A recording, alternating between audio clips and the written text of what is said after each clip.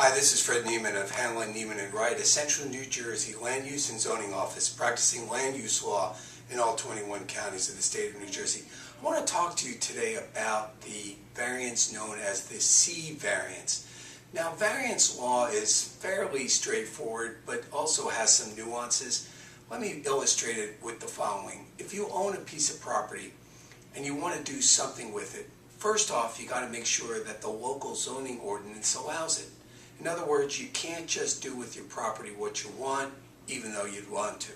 So let's say you have an idea in mind and you would like to build something, but the nature of what you're going to build requires that you apply for and get a variance. Maybe there isn't enough land. Maybe your structure is going to be too high. Maybe you want to bring the building too close to your neighbor's property, or maybe you can't get a driveway long enough into the property.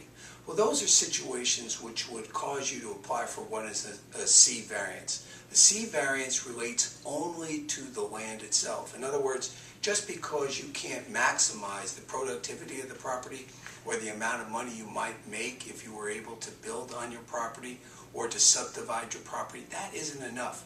A C-Variance requires that you demonstrate that there's something about the property which prohibits you from bringing it into compliance with the local zoning ordinance. Maybe it's irregularly shaped, maybe it's got bad topography, maybe you have wetlands, but it's got to relate to the property itself. Otherwise, your chances of getting the variance are much more difficult.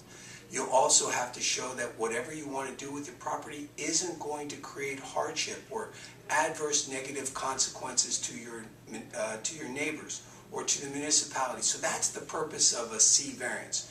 Read over the content of our site here. I try to illustrate the concepts to you in simple, plain language.